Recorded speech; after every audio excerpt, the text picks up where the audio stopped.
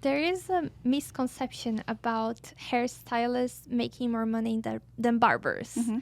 You've been on both sides. Mm-hmm. What would you say about money-wise doing female or doing male clients? I don't think there is a difference, because you don't really work for the money, even though you get paid for it.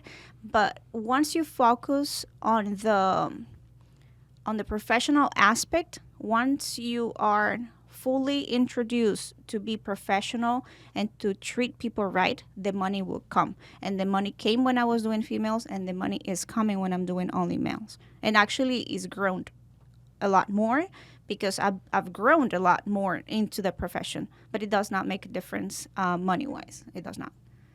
So you'd say that barbers and hairdressers can make the same amount of money regardless if they treat male or female, Yes. as long as they Because, yeah, are definitely. professionals. Correct, because everybody washes their hair. Everybody comes and gets retouch. Everybody comes for parties. Everybody comes for special occasions. So it doesn't matter if it's a male or a female. They all get treated, and they all want to look good. The guys come more often, right? Like They do. every other week, and the They do. ladies they come every 3 months, 2 months, depending what they're gonna do. Uh, Some girls will blow dry their hair every week. Every week. But it depends on the hair, right? But it could begin from $40 to $80 price per weekend. But it also takes you more than an hour. Yes. So if you do those numbers, it really is the same as doing a male haircut every week, but it only takes you 30 minutes. You understand so much. That's why you're a black belt barber. I have a background in as a hairstylist too, cosmetology, and I had to make the same transition. I used to do unisex, that's called calls, but I had more women than guys, and I said, you know what? In 2010 was it? Now it's time to be a barber, and that's what I love to do. And in talking to the guys, and I felt like the clients, the male clients, they were less picky, Yeah. less picky in a way. And as a man, I could like talk whatever men's like to talk. That's one of the biggest reasons I switch. And for you, what was the biggest challenge you faced in become a barber?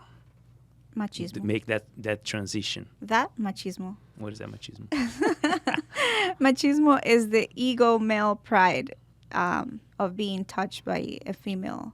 And when all of their lives have been a male barber for them, and then they try to do that transition, they think they're not going to do it right. But also, sometimes they had bad experiences at other places with girls that didn't cut their hair the way they wanted them. And I completely understand them, because nobody wants to go back wherever they were not. And they feel like going to another girl, they're going to the same place. But I also think that when you are a female, you're not defined by your sex. You're defined by, not your sex, your gender. That's what I meant. You're not defined by your gender. You're defined for how professional you are.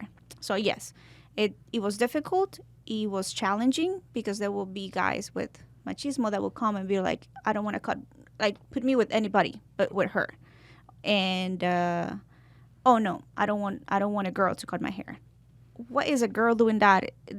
What is a girl doing here if this is a barber shop?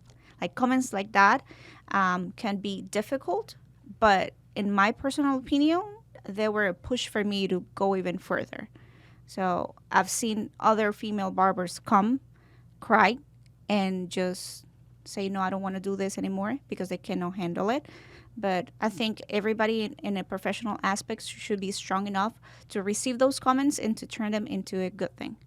So that was the most difficult part about treating males and females when it comes to I their remember perspective. situations I was the front desk when that started, that I would say, yes, I have a barber available for you. Daddy will cut your hair. And they're like, you don't have another barber? They had a Do you have a very male barber? They would be so like resistant. resistant to go with you in the beginning. And we definitely saw female barbers that couldn't handle that pressure. And you handle pretty well because you proved to them, I'm a female, but I can cut your hair really well. Yes. And we had barbers throughout the time in Invictus where they started like last month, and they were beginners, you know, they learned how to cut hair in less than a year ago, and they've been on in the shop for less than a month, but their clientele grows so much faster than my clientele did. But some of them quit it in the profession, and some of those barbers that maybe grew faster, they also just left faster. But I feel that my clientele has become more and more loyal, because what I did to them was not a haircut. What I did to them was a service that changed the way they think, the way they look, feel. the way they go home and check into a real life situation. With that, I meant they come, I do a service, I have a conversation, a real, how do you call it? A real Meaningful conversation? meaningful conversation. And I also, because it's my job to do the right haircut, to do the haircut that as they wanted, they go back home and their wives are waiting for them. Their families are waiting for them. And it's my job not to change only the hairstyle or to do a good hairstyle, but also to make them be better persons when they go back home or go back to work.